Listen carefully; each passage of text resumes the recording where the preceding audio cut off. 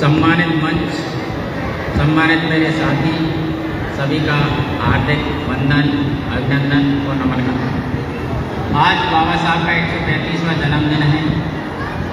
इसका मनाने का जो उद्देश्य है उसके बारे में आपको बताना चाहता हूँ। तो हमें खाना खाना, नाश्ता करना, नाच गाना करना, ये बाबा साहब के मनाने का उद्देश्य है। हमें बाबा साहब के विचारों पर चलने का उद्देश्य है। तब जब बाबा साहब कोलंबिया यूनिवर्सिटी में पढ़ने गए थे तो उसकी लाइब्रेरी की दीवारों पर लिखा हुआ था, आम आदमी पैदा होता है और मर जाता है। नीचे लिखा हुआ था, महापुरुष पैदा होता है और अमर हो जाता है। तो बाबा साहब ने नीचे वाली लाइन को काट दिया था, महापुरुष पैदा होता है और मर जाता है, इस लाइन को काट दिया था। तो पूरी यूनिवर्सिटी में हाहाकार मच गया कि ऐसा कौन आ गया जो इस लिखी हुई लाइन को काट दिया। तो उनके डीन जो कुलपति थे उन्होंने उनको नोटिस दिया कि भाई आपने क्यों काटा, इसका स्पष्टीकरण देना होगा और आपको यूनिवर्सिटी से निष्कासित किया जाएगा। तब उनको नोटिस मिला स्पष्टीकरण देने के लिए। इसी तरह का लंबा चौड़ा सभा टेक्स्ट था। सभागार में कल 12 बजे उनको पहुंचना था।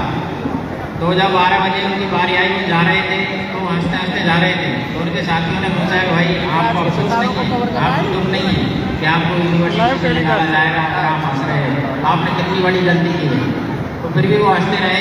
जब उनका समय हुआ नोटिस देने का, नोटिस का स्पष्टीकरण देने का, वो खड़े हुए और उन्होंने बोला, हाँ ये लाइन भी नीचे वाली है, मैंने काट दी, गलती उन्हें स्पष्ट की।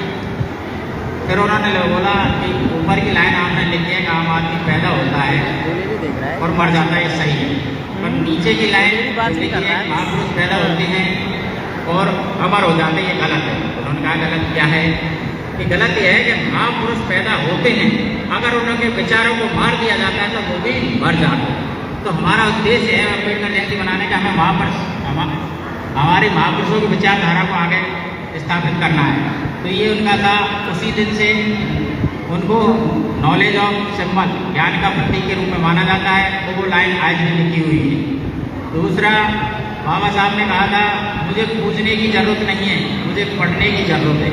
न मैं झंडे में मिलूँगा, न मैं डंडे में मिलूँगा, न मैं मूर्तियों में मिलूँगा, मैं विचारों में मिलूँगा और मैं किताबों में मिलूँगा।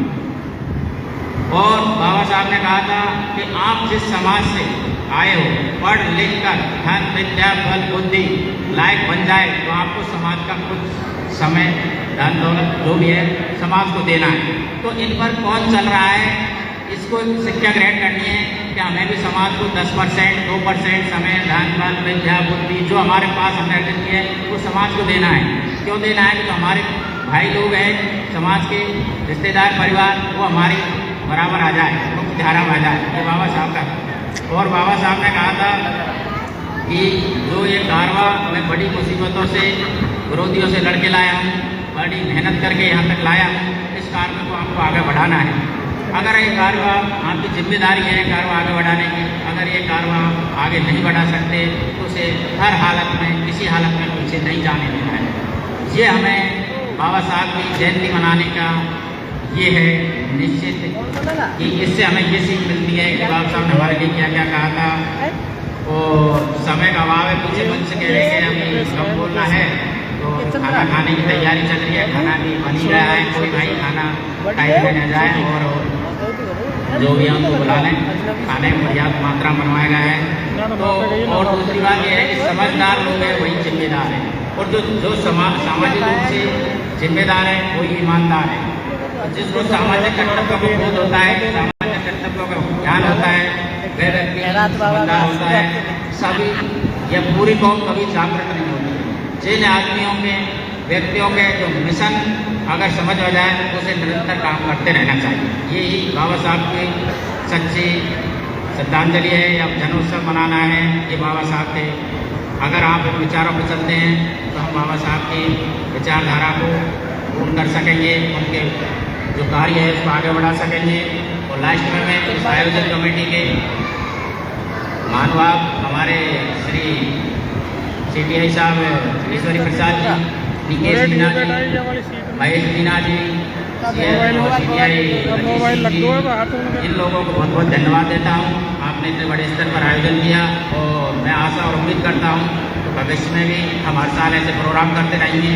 मैं एक दो नारे बोलूँगा और मैं मेरी वाणी को विराम दूँगा। मैं बोलूँगा बाबा साहब, आप बोलोगे अमर रहे। बाबा साहब, मज़ा नहीं आया भाई। बाबा साहब अमर रहे, बाबा साहब अमर रहे। और एक और बोलूँगा मैं, जय जय जय जय, आप बोलोगे जय जय जय जय जय जय भीम, जय भीम, जय भीम, जय जय जय जय जय भीम, जय भीम, जय भीम, जय जय जय जय जय भीम, जय भीम, जय भीम, जय भीम, जय संविधान, जय जवाहर। मैं अपनी वाणी को विराम देता हूँ और सभी साथियों से आग्रह है कि खाना खा के जाएं।